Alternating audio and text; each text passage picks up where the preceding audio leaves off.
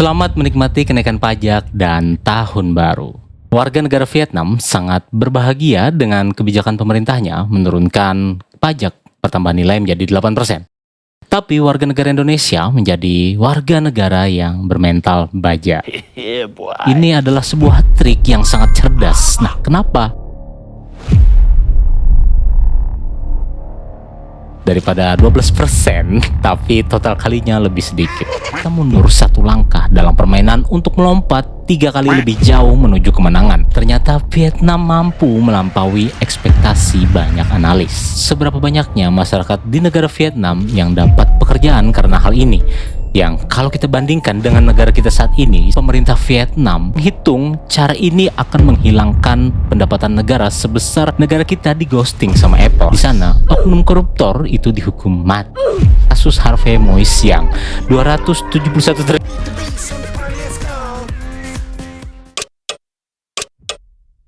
Halo, balik lagi di Orang Titipan. Seperti biasa, kita akan membawakan semua hal yang ada di dunia mungkin yang akan menarik kita bicarakan di akhir-akhir ini. Makanya kenapa kalian harus like, comment, dan subscribe supaya tidak ketinggalan apapun dan menambah literasi kita. Oke, daripada kita berpanjang lebar, langsung aja di story what.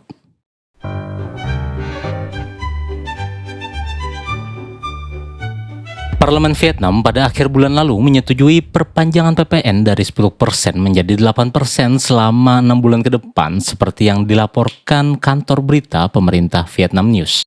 Melalui resolusi yang disahkan pada hari Sabtu 30 November 2024, tarif PPN 8% akan diberlakukan hingga 30 Juni 2025. Kemajuan negara Vietnam akhir-akhir ini mengejutkan banyak pihak meskipun sudah lama menunjukkan perekonomian yang stabil. Tetapi dalam beberapa tahun terakhir, ternyata Vietnam mampu melampaui ekspektasi banyak analis. Coba kalian bayangkan betapa wadidaunya negara ini. Beberapa faktor yang membuat kemajuan Vietnam mengejutkan. Pertama adalah pertumbuhan ekonomi yang konsisten, investasi asing langsung yang besar, pengembangan infrastruktur dan tenaga kerja yang produktif, bahkan kestabilitasan dalam politik.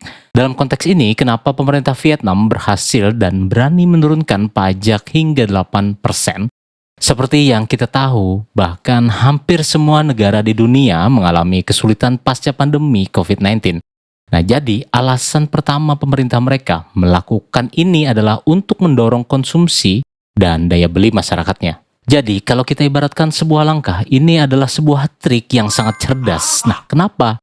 Karena meskipun penurunan PPN ini diperkirakan akan mengurangi pendapatan negara dalam jangka waktu yang pendek, bahkan pemerintah Vietnam menghitung cara ini akan menghilangkan pendapatan negara sebesar 26,1 triliun dong atau sekitar 1028 miliar US dollar. Tetapi mereka meriset dan optimis kalau cara ini akan berdampak positif terhadap produksi, bisnis, dan konsumsi yang akan menciptakan pendapatan yang jauh lebih besar setelah kebijakan penurunan pajak PPN ini. Ibaratkan sebuah permainan, memang benar pajak mereka ini lebih kecil yaitu 8%, tetapi jika dikalikan jumlahnya dengan jumlah perekonomian yang jauh lebih banyak yang akan tumbuh secara lebih pesat daripada sebelumnya, pasti jumlahnya akan jauh lebih banyak. Jika kita samakan dengan sebuah pepatah, ibaratnya kita mundur satu langkah dalam permainan untuk melompat 3 kali lebih jauh menuju kemenangan. Daripada 12%, tapi total kalinya lebih sedikit. Bahkan pendapatan negara Vietnam selain dari sektor pajak yang terbesar adalah industri manufaktur, perdagangan internasional, ekspor-impor, sektor jasa, pariwisata, keuangan, logistik, dan yang terakhir adalah pertanian. Walaupun dalam beberapa tahun terakhir sektor pertanian ini telah menurun jauh secara drastis karena di sana jauh lebih pesat berkembang sektor industri dan manufaktur. Ini adalah beberapa contoh brand dari perusahaan yang juga banyak memberikan keuntungan bagi negara Vietnam seperti di bidang tekstil. Ada Vinatex, ada Tan Chong Textile Garment Investment Trading JC, bahkan banyak pabrik internasional seperti Nike, Adidas, Uniqlo, dan lainnya. Nah, memberikan banyak keuntungan bagi mereka. Nah, meskipun kita tahu banyak sekali konspirasi dan tudingan-tudingan negatif di luar sana tentang perusahaan ini, ya kalau kita bahas di video ini sepertinya durasinya akan menjadi sangat panjang. Mungkin nanti jika ada kesempatan kita akan membahas khusus untuk video ini. Di bidang teknologi seperti Samsung, Intel, LG, Foxconn, Canon, Panasonic, dan yang terakhir adalah Apple yang berinvestasi juga di Vietnam. Nah, yang ini akan kita bahas di akhir video. Karena jika kita sebutkan satu persatu sepertinya tidak akan cukup waktu dalam video ini, karena sangat banyak sekali perusahaan-perusahaan lainnya yang juga menyumbang pendapatan besar kepada negara Vietnam. Mungkin ada beberapa orang yang akan mengatakan, lu nggak adil bang. Di Indonesia kan juga ada perusahaan yang gue sebutin tadi. Memang ada beberapa perusahaan yang gue sebutin tadi di Indonesia, tapi kalian bisa nilai sendiri kira-kira seberapa besar kemajuan manufaktur di negara kita. Apalagi setelah kejadian baru-baru ini, bagaimana negara kita menolak investasi dari Apple. Ini akan kita bahas tentang Apple ini di bagian terakhir videonya juga. Nah, jadi kalian harus nonton sampai akhir. Yang agak lucunya di sini, Apple notabene adalah brand perusahaan teknologi besar di Amerika. Bisa bekerja sama dengan sebuah negara komunis yang faktanya kita tahu pada zaman dulu bahkan mereka berperang mati di Vietnam. Padahal Indonesia adalah negara dengan ideologi demokrasi dan yang paling menjadikannya dari info terakhir, negara kita di ghosting sama Apple. Nah, surat ajakan kerjasama yang telah dikirimkan negara kita jangankan dibalas, direspon pun tidak. Meskipun banyak faktor lain yang membuat perusahaan Apple dan perusahaan lainnya memilih Vietnam sebagai rekan kerjanya, salah satu alasan yang paling menarik adalah stabilitas politik di sana. Karena di negara Vietnam, mereka tidak pernah main-main dengan oknum koruptornya. Di sana, oknum koruptor itu dihukum mati. Nah, masih ingat dengan salah satu kasus korupsi yang paling menghebohkan di Vietnam yang melibatkan Trung My Lan, ketua Van Tin Phat Group. Ini adalah sebuah perusahaan properti yang besar. Ia divonis hukuman mati pada April 2024 karena terlibat dalam penipuan. Jika dibandingkan, itu sangat terbalik dengan kasus Harvey Moise yang 271 triliun yang diberikan hukuman 6,5 tahun saja.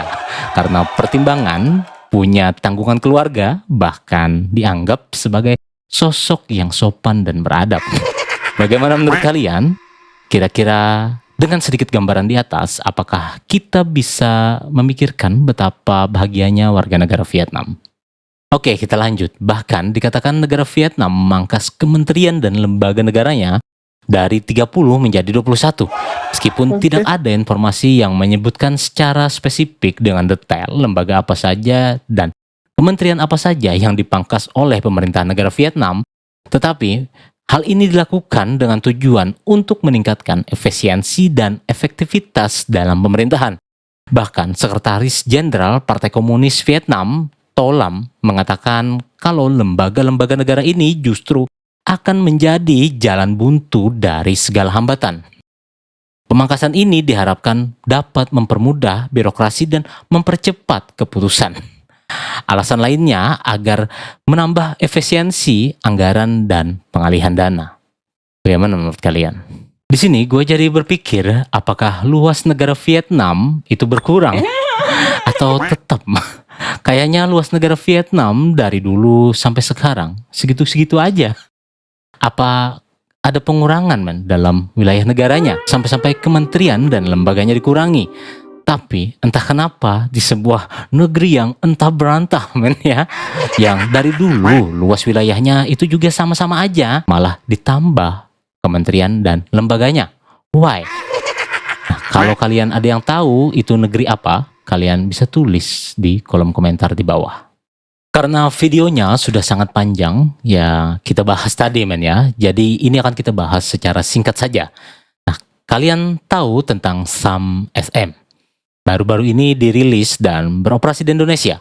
Ini adalah sebuah perusahaan taksi asal Vietnam yang merupakan anak perusahaan dari Green and Smart Mobility atau GSM, sebuah perusahaan yang bergerak di bidang penyewaan kendaraan ramah lingkungan yang diklaim menggunakan 1000% armada mobil listrik yang murni yang diproduksi oleh VinFast. Nah, gua di sini tidak ada maksud untuk mempromosikan, tapi ada hal yang jauh lebih menarik di balik perusahaan ini. Sebelumnya, taksi listrik SAM SM ini juga beroperasi di negaranya sendiri di Vietnam, hampir di semua provinsi dan di kota-kotanya. Nah, yang kedua adalah Laos, merupakan negara pertama dari ekspansi perusahaan ini. Dan yang terakhir adalah negara kita, Indonesia. Nah, seperti yang gue bilang di awal tadi men, ada hal yang menarik dari perusahaan ini.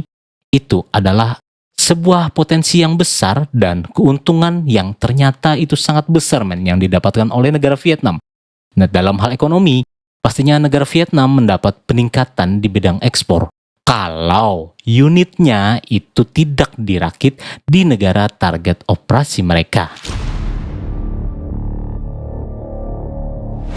Yang kedua adalah menciptakan lapangan pekerjaan karena ekspansi SAM-SM ini tidak hanya menciptakan lapangan kerja di tempat mereka beroperasi, nah tetapi juga menciptakan lapangan pekerjaan di negara Vietnam.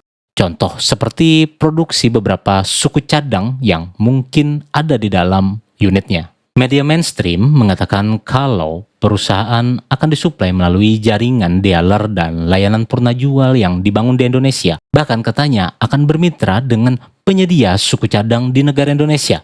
Nah, semoga saja ini benar.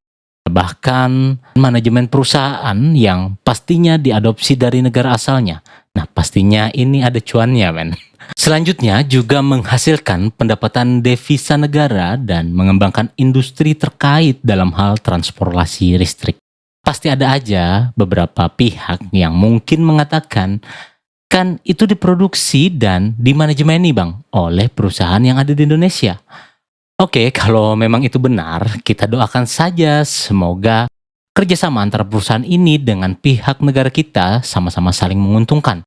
Karena gue lihat juga banyak drivernya itu dari orang-orang Indonesia yang pastinya juga akan membuka banyak lapangan pekerjaan. Tapi bagian ini adalah bagian yang paling sulit untuk disanggah karena keuntungan negara Vietnam dari sudut pandang citra negara. Dengan adanya perusahaan ini sudah dipastikan negara Vietnam akan membangun citranya sebagai negara modern berteknologi dalam hal inovasi. Dan yang kedua adalah branding nasional dari negara Vietnam. Dan pastinya negara Vietnam akan mendapatkan dukungan hampir dari semua negara yang ada di dunia saat ini. Karena apa? Karena dengan alasan ini mereka memberikan sebuah bukti nyata bagaimana cara mengurangi emisi karbon sebagai upaya global men saat ini untuk memerangi perubahan iklim. Ya kira-kira kalau kita pikirkan sampai di sini seberapa jauh negara kita bisa menyaingi negara Vietnam. Total investasi Apple di Vietnam itu diperkirakan sebesar 256 triliun rupiah. Yang pastinya angka ini jauh lebih besar men dibandingkan investasi Apple di... Dan sebuah fakta yang menampak kita men di akhir-akhir ini adalah karena melihat keuntungan negara Vietnam yang sangat banyak mereka dapatkan dari kerjasamanya bersama dengan Apple. Kenapa gue bilang seperti ini? Itu karena Apple mengklaim telah menciptakan lebih dari 200.000 lapangan pekerjaan di Vietnam. Meskipun di awalnya kerjasamanya mungkin negara Vietnam tidak mendapatkan keuntungan melalui pajak secara langsung dari perusahaan Apple ini karena memberikan tax holiday hingga 50 tahun. Bayangkan seberapa banyaknya masyarakat di negara Vietnam yang dapat pekerjaan karena hal ini. Yang kalau kita bandingkan dengan negara kita saat ini sedang kekurangan lapangan pekerjaan dan banyak sekali PHK di mana-mana.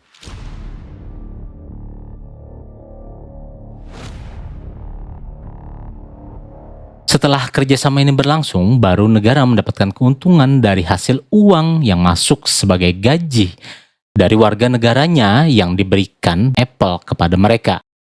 Yang pastinya para karyawan Apple tadi akan membelanjakan uangnya men untuk kebutuhan sehari-hari mereka. Otomatis roda perekonomian di negara Vietnam juga akan berputar. Gua di sini tidak berani untuk mengatakan mungkin ada gaji karyawan Apple di negara Vietnam yang mungkin saja itu akan langsung dipotong oleh pajak dan akan masuk langsung ke negaranya. Jika memang hal ini memang terjadi, bisa dipastikan negara Vietnam akan langsung mendapatkan keuntungan dari kebijakan yang mereka pilih ini. Sumber yang lain mengatakan kalau negara Vietnam menawarkan sebuah insentif yang lebih wadidaw kepada para investornya, yaitu pembebasan lahan hingga 75 tahun kepada beberapa investor yang dianggap menguntungkan bagi mereka. Bagaimana menurut kalian? Nah, apakah kebijakan pemerintah negara Vietnam ini warga negaranya menjadi sangat bahagia dan menjadi contoh sebagai negara Asia terbaik saat ini? Tapi seperti judul yang ada di video ini men, negara Indonesia bermental baja. Kita sudah dilatih dengan keadaan yang sangat sulit untuk kita lewati men setiap harinya.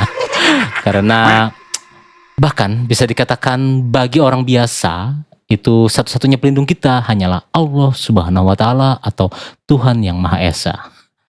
Dan hal ini pastinya akan menjadikan kita sebagai warga negara yang bermental baja. Oke, sampai di sini dulu video kali ini. Terima kasih udah nonton dan seperti biasa gue mohon maaf kalau ada kesalahan dalam penyampaian gue. Kalian bisa koreksi di kolom komentar seperti biasa dan jangan lupa like, komen, dan subscribe supaya apa? Kita bisa meningkatkan literasi negara kita menjadi negara mungkin yang pertama di Asia. Oke, terima kasih atas waktunya. Gue orang titipan. Bye.